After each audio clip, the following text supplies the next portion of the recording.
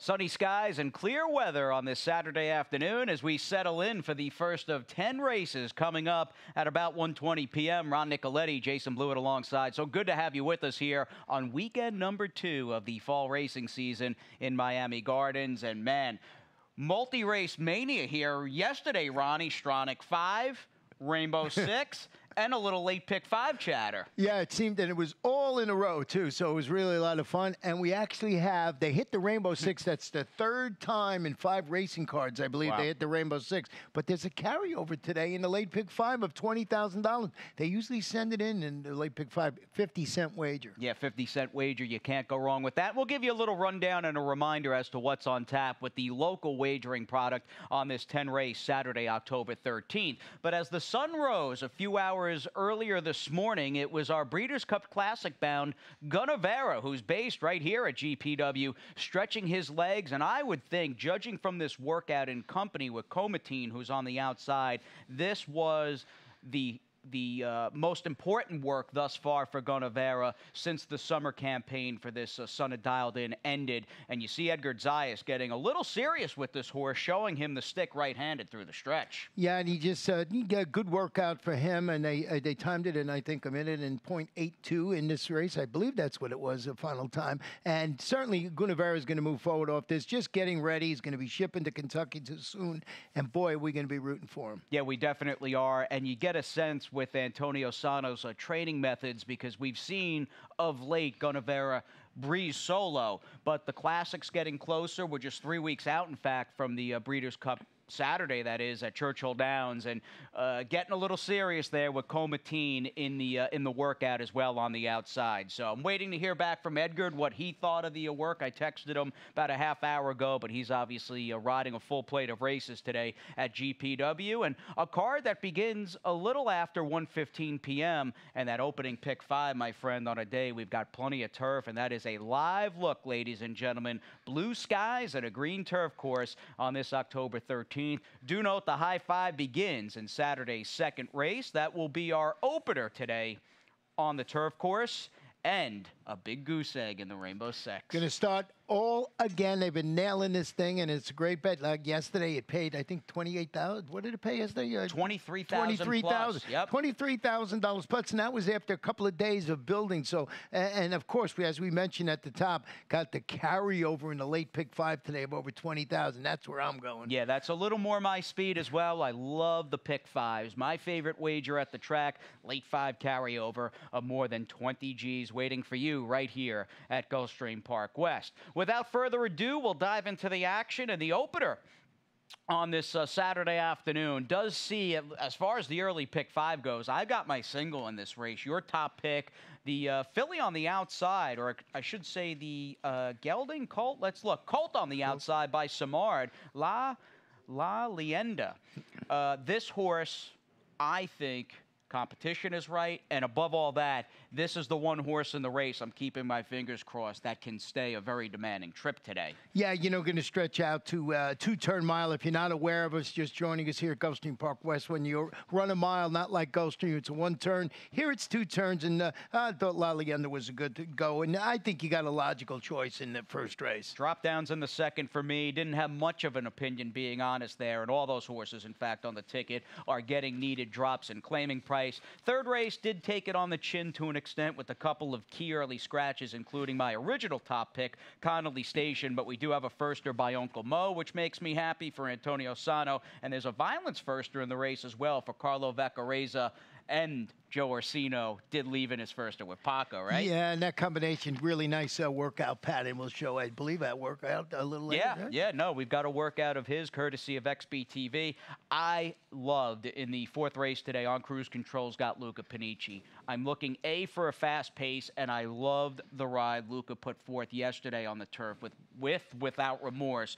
That was the difference between winning and losing. And Luca, if you're listening, I want that same trip and ride again here from the rail with On Cruise Control. Well, I got my long shot in here, the 5, Gregory's Son. We'll talk about that later. 15-1 in the morning line. I'm thinking this horse might steal it. So we'll see how it works out. All right, 4, 6, 7, and I know I kind of am a little cheesy and goofy on the air at times.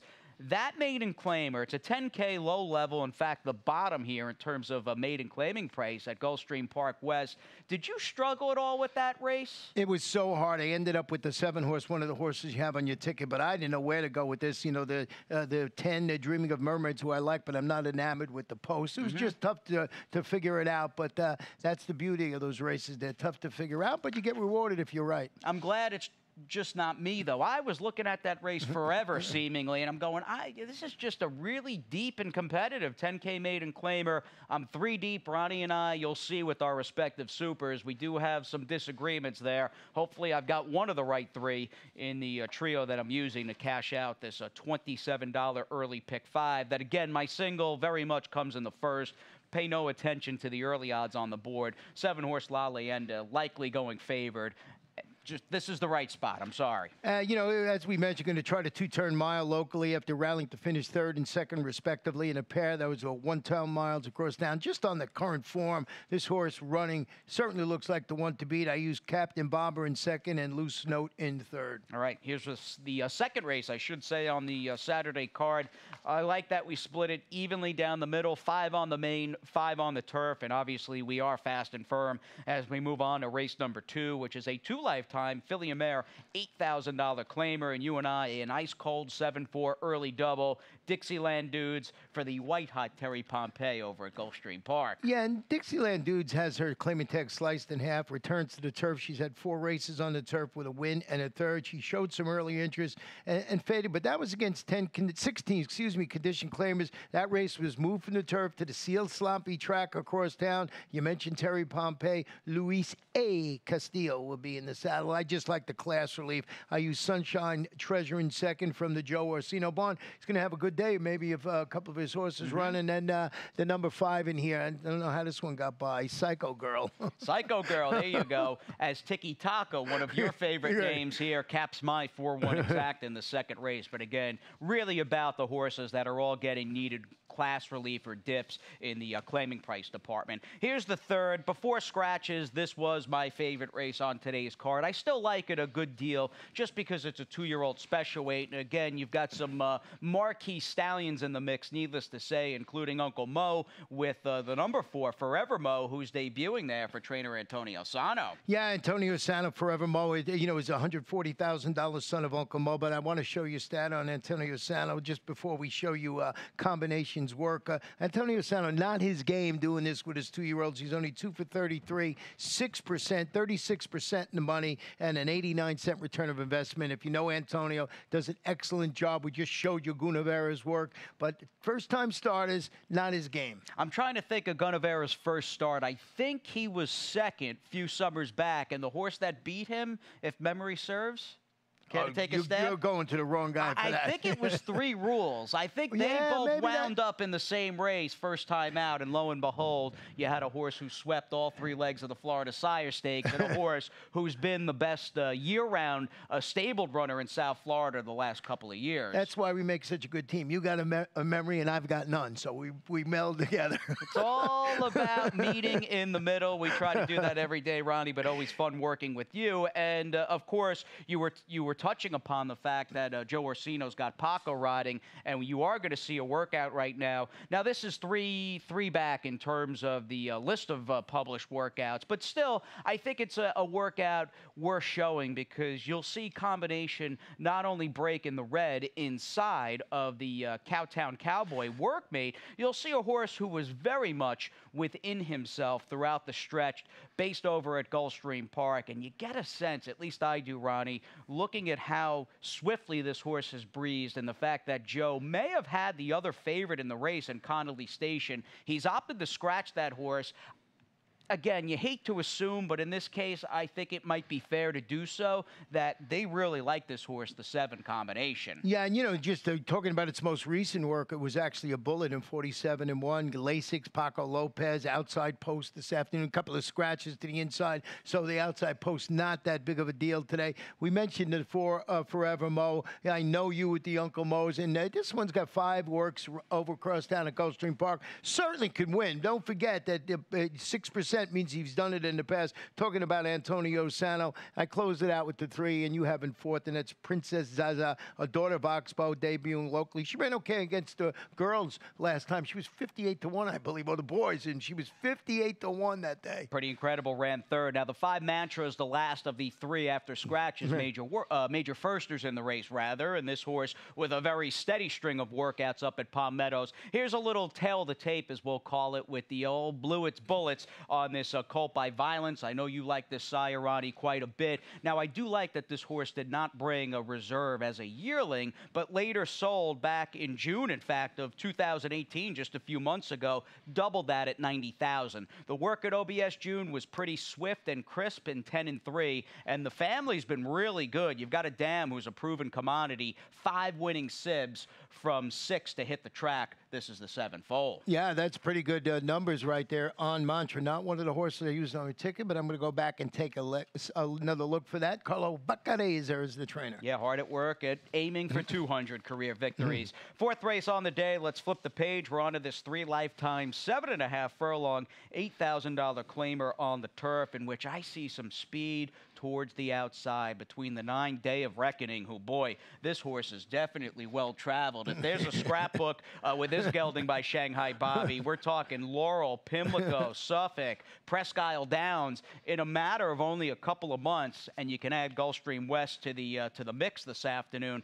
I see that horse going. I see the 8 Diamond Majesty, who's a major player, up there as well, and I'm thinking it's just a good trip here for the one on Cruise Control, who's just also a good fit for this 8,000 restricted claiming tag. A previous winner on this turf course returns. He rallied to finish 2nd. That was in back-to-back $10,000 3 lifetime claimers going a mile. It was on the Gulfstream turf, so I think he's going to sit the trip. But I went a little different way in here, as I mentioned. Got my long shot in here with the number 6, Gregory Sun. 2 for 3 in the money on the turf. He's going back to the lawn, returned from the layoff. He finished 4th, going 6 furlongs on the main track. What I like is just Bobby DeBona reaches out for Chucky Lopez, who's, you know, my thought process is going to put this horse on the lead. And I noticed that speed on the turf yesterday was pretty good. So this is my thought process. Now I want to show you a stat on Mr. Bobby Bobby the Bonad, hard for me to say. Horse is just dirt to turf claimers. He's solid. He's 13%, 42% in the money with a $1.49 return of investment. So it's sort of a speed play for me. It's 15-1.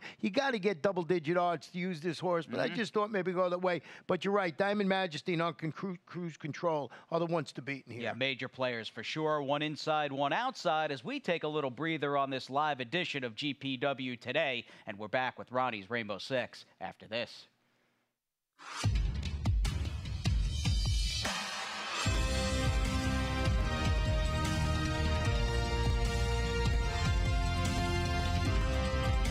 Whether you're at home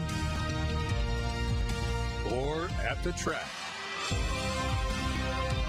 have a stake in the race when you bet with ExpressBet. Sign up for an ExpressBet online betting account and receive up to a $500 sign-up bonus.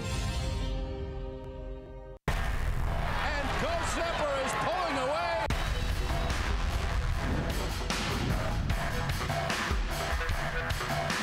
Gulfstream blows them away with an eye-opening performance. Awesome again has won. Gulfstream kicking clear. Judy the Beauty.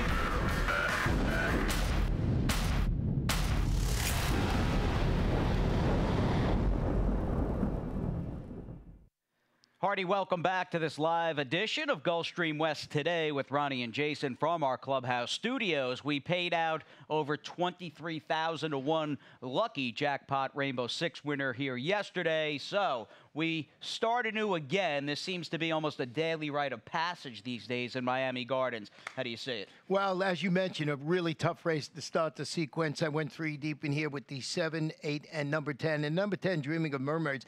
Every time this horse has entered, seems to get post 10. We're going to see if this horse, again, we're going to break from post 10. My best bet today was in the 8th race was the 5, and that's Stars Bella Vita. I just thought that was a horse was in an open race. And I went 3 deep in the finale, another wide open race, a tough affair, $28.80. Couldn't find that one single. Sounds good. Very competitive card. In fact, I really had to work hard in my late pick 5, just shaving horses off and trying to narrow it down to keep the ticket relatively affordable there. A card, again, dominated by some big fields, especially from this point on. And look, we're on the main track here. We've got $10,000 maiden claiming fillies and mares ready to battle. Very difficult race that in the end, I just opted to say, you know what? I'll take a bit of a price. John Vincent, who we have a lot of respect for, runs 2 horses. The 4 Order In, who might appreciate a switch to dry, fast dirt today.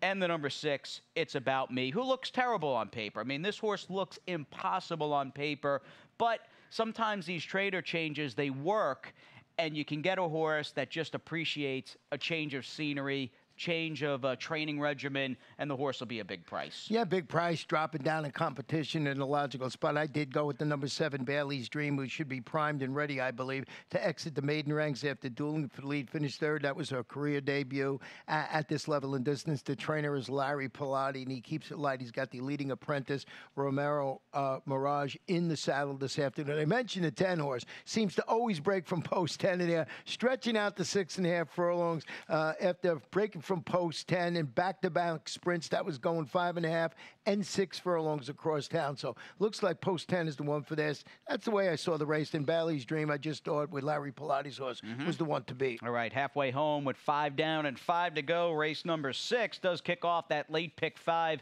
a carryover of more than $20,000. And here's how I potentially see things playing out, and that includes my single down the Florida Turnpike, as we like to say, with Mark Cassie's drop down, who will never, ever, ever find an easier field than the one that horse is in against today. Yeah, big drop in competition with the number 11. I just wasn't totally sold on that horse. Did you pick against that horse? I didn't pick against it, but I had to add other horses to my Rainbow Six ticket. I think I do have it on top. That's the catch-22. Yeah. Well connected, Right. the big drop, but you don't know if that horse can really, with peace and love, put one foot in front of the other. Good little rematch in the race prior between Brown's Gap and a few other horses who are just hard-nosed, grinding veterans, and Brown's Gap loves it here at GPW, and he is definitely a 2-turn Gulfstream Park West specialist. I am going 3 deep in race number 8.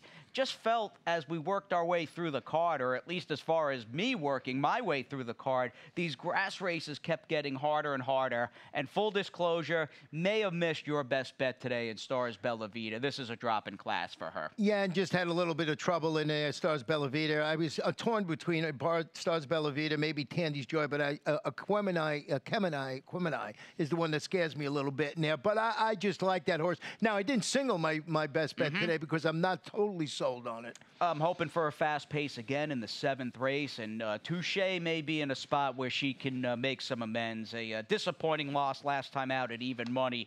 I just see some hitting in that race towards the outside, and that horse, and along with the 4 Hurricane Roberta, I think are going to trip out in that one in the right place at the right time. And as far as starting things out, I've got 3 very good barns with that opening 3-horse spread there between the 4 Abbott, Von Belsor, Spring Up, and Armando, and the 6 What Power, who's got Safi calling the shots. And we'll show you Abbott's last race, and I think for all intents and purposes, because of the consistency, the early speed, and just a nice, good-looking package on paper, this gelding by Langfuhr is going to be favored here, and I think rightfully so, because his body of work of late is pretty solid. They're going to stretch out to a mile in a 16 and just dropping just that little bit of a notch on the claiming scale. He dueled throughout, as you see right here. Again, you know, he ran okay. He was beating a length as the favorite against those 10 claimers. So I just thought off that performance certainly was the win to be. Previous winner at this mile in the 16th distance. I think that is key. He's a fighter.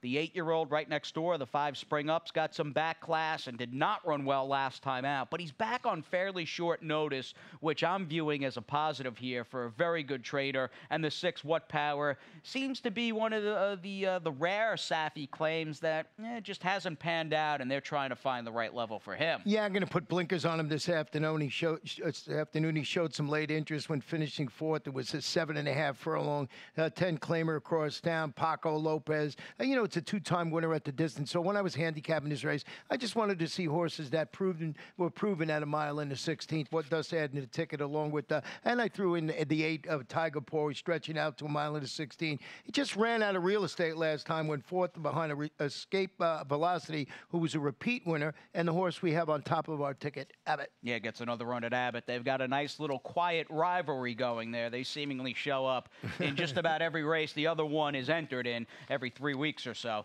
Here's the 7th. We're back on the main, and in fact, if you're keeping score, this is our last one-turn race on the card. 5.5 furlongs in this quick dash, a 2 lifetime 6250 claimer, in which towards the outside, or mid-pack towards the outside, Indian Myth likes to go. The 7 leading you on likes to go. Maybe you get some early speed from Super Witch, who's dropping down, and in the end, this is, I think if Touche runs to her ability, she's supposed to beat this field. Absolutely agree with you there. Drop it to the 6,250 level. She responded last time to the drop down from 16 to 10 with improved 3rd place finish going 3/4 of a mile. So they're dropping her to where she's supposed to win. It's Sandra Slivka and got Sammy Camacho at the controls. I just thought that was the logical horse in there to continue to put this horse where they think it can win. Responded last time, going to respond again today. Yeah, it just seems at a cursory glance, depending upon what numbers you're using, she really has just a consistent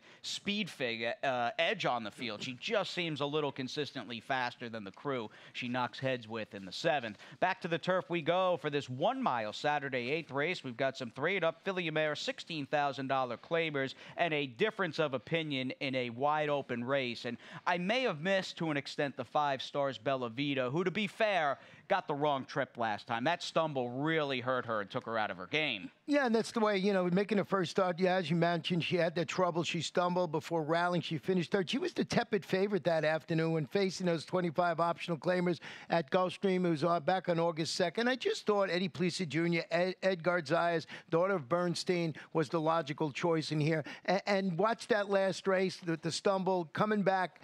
Made it my best bet. I don't think she gets loose, though, due to the presence of the 4 Publicist. And my original run-up of this race on paper was that the 9 Aquemini, who just seems, again, much like a few of the others in here. She's a proven commodity and well worth the $16,000 claiming tag. She is going to get that pace that she needs to make that one run. And we've seen a good run. Speaking of just running. Juan Arriagada has done a good job thus far picking up 3 wins. I'm not sure if he's still the leading trainer, but he was after the first 6 days of racing. Quemenai makes a lot of sense dropping in. Yeah, and, you know, finished in front of Stars Bellavita in that race we were talking about on August 2nd, dropping to this level. You know, I just thought this was the logical one. I told you I was torn between Stars Bellavita and Quemenai in this particular race. Juan Arriagada. Hector Berrios, I've been singing his praises for the last couple of weeks. I think he's a good rider. So if anybody's going to beat Stars Bellavita, I think it's going to be a Quemenai. All right, let's move on to the 9th last dirt race on this October 13th program. We go with a field of 8. Again, you get the hard-nosed veterans. They really come out in these low-level 6250 claimers, and the likes of Browns Gap and even Grand Chief are no exception to that statement. And in fact, they've got a nice little thing going. In fact, they're one of a bunch of horses coming out of the 5th race over at Gulfstream Park some 4 weeks ago on September 16th. Now, Browns Gap was running off the claim, or I should say second off the claim, reclaim that is, for Safi Joseph Jr., but he came up a little empty in deep stretch. He looked like he'd get first run, but he just couldn't make pace around the far turn and the quarter pole. That was not the case in the yellow and red on the outside for a very impressive Grand Chief. And even watching this race again, that move above the quarter, I mean, he blew by this field, including Browns Gap, like they were tied to a post. Yeah, and you're going to take all the money this afternoon. Certainly, Grand Chief, you know, just he was going for his 3rd consecutive victory, included a sharp score as you're watching right there last time out. But I did go with Browns Gap, who's changing barns, going to the Angel Quiros barn. Want to show you a stat when Angel does that. First, after the claim, low-level claimers, he's 9 for 32, 28%. He's in the money almost 60% of the time, and he's got a positive return of investment. And I just thought that, you know, this one turned back slightly to the mile 70 yards, stalked the pace, finished second behind Grand Chief.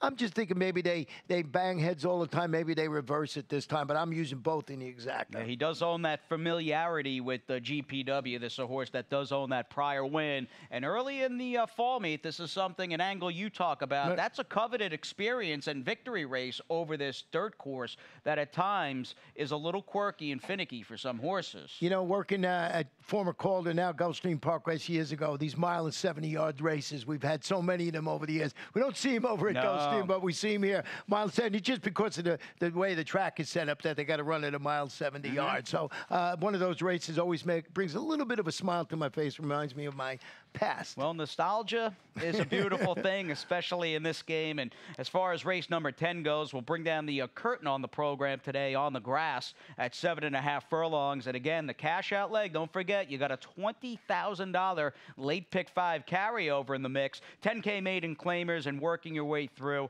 I know I singled the Cassie drop down towards the outside in my late pick 5. That is Infamy, who has shown nothing against far better in 2 races. The only other horse I could use, and if they both lose, so be it, is the 3 horse in the mix, Betamax. Yeah, and that's exactly the way I saw the race. Infamy is plunging to the 10 level for trainer Mark Cassie. So we want to show you stat when he does this. Horses going from dirt to turf, maiden claiming, you know, 6 for 24, 25%, 46% in the money, $1.82 return investment. I didn't think I would even find the stat going dirt to turf and maiden claiming for this barn, but there it is. So I thought that was the logical one, and you're right, Betamax stretching out around 2 turns in the turf. She showed that early interest, faded when facing similar, both sprints on the dirt and on turf.